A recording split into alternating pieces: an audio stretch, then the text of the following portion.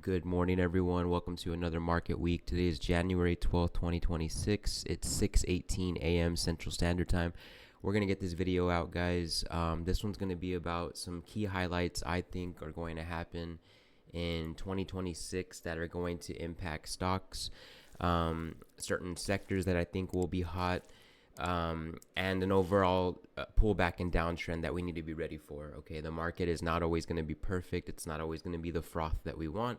So we need to be ready for anything, right? So the best way to do that is to prepare yourself, to educate yourself. I am not a financial advisor and I don't claim to be one. This is just my opinion on things, guys. So let's get right into it. So, first and foremost, no matter what your geopolitical, cyber defense, cybersecurity, whatever defense stocks you may be interested in, start getting them ready, okay? Or start to consider to buy them, because as you guys have heard around the news, there's just growing tensions around the world, right? It started earlier in 2025 with Iran. It's been going on with Russia, with China, with the trade war, now with Venezuela. Just you look at the circumstances of our administration, and it's a very hostile one towards other countries. So you need to be considering the fact that, well, let's just see what Trump just did. So on Friday, I believe, or over the weekend, he did put a 1.5 trillion defense budget, right, which I believe is 50 billion more than it was before. So right there, guys, that tells you that there's going to be money poured into defense. So I mean, I don't really know what else to say, except it's pretty much there written for you. Now, it's not a guarantee that it's happened yet, but he's the president. Executive orders are signed into place by him. So I'm assuming it's gonna happen. So just get your defense stocks ready. Now for 2026, guys, 2025, I don't know about you, it was an awesome year. But I will say, however, we are in the fourth year of a bull year, and you can look this up on your own. I should have had it up, but historically, the fourth year of a bull run is also very good, which we are about to enter the fourth year of our bull run, so which started in 2022. So I really do think it's going to be a good year overall. However, just going off of what Tom Lee said, right? I don't take everything that he says to be a guarantee, but a lot of what he does say is true. Not so much sometimes, but you always want to have somebody that kind of guides you with direction. So he says verbatim that, first of all, it's going to be a volatile 2026. Okay, anticipating a 10 to 15% crypto pullback and a potential 15 to 20%. 15 to 20%, guys. That's going to feel like a bear market. Okay, trust me, it's going to be painful. And that's going to be in the first half. If it happens, it'll be in the first half.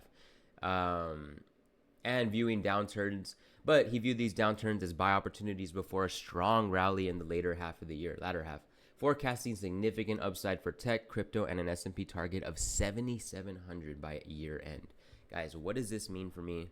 For me, this is the year where I'm going to hit up VOO harder than I ever have. Okay, DCA, lump sum, any chance that I get into my VOO, my S&P tracker, because yes, it's going to be volatile. Yes, there may be some days where I'm buying red, but that's great. That's the days that I want. So overall, I think if you have a good S&P ETF or a stock in the S&P that you know is going to be ready to launch, then I would just really start to buy on all those dips. All right.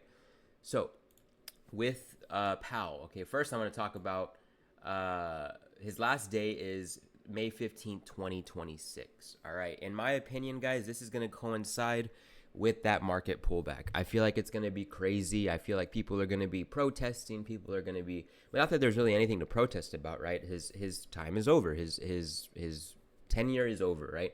But it's the thought. It's the thought of, well, what's going to happen next? One of Trump's guys coming in, he's going to be, Fed's not going to be neutral anymore. I understand all of that, which is why I'm saying I think it's going to be a negative impact on the stock market overall. So just if I'm going to have a kind of a calendar on my date to say, hey, this is the day out of the year to buy, and this is just my personal opinion, it's going to be around that time, probably exactly on May 15th. So let me know what you guys think. I could be absolutely wrong. And if that's the case, then again, I'm not a financial advisor. This is just my opinion.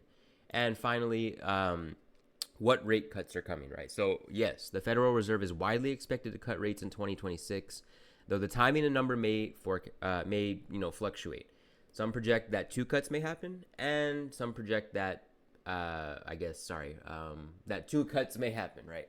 So we don't know. Okay. Um, Even JP Morgan here says that there could even be a hike towards the year of 2027. So that just shows you guys that there's so much uncertainty with the Fed rate cuts, but they do have an impact on stocks and markets. So at least in my opinion, more short term. Right now, if rates were to go up, that would be just, I think that would be very bad. But if rates were to stay neutral and go down maybe once this year, I think that would be perfect for stocks. I think it's slow and that slow landing that everybody wants to talk about, right? But anyway, so let me know what you guys think. This is just my opinion on 2026. Definitely going to be a lot more content to come, but this is just kind of where I want to get started on. So have a great day, guys. Hopefully you have a green week, and we'll talk to you guys later.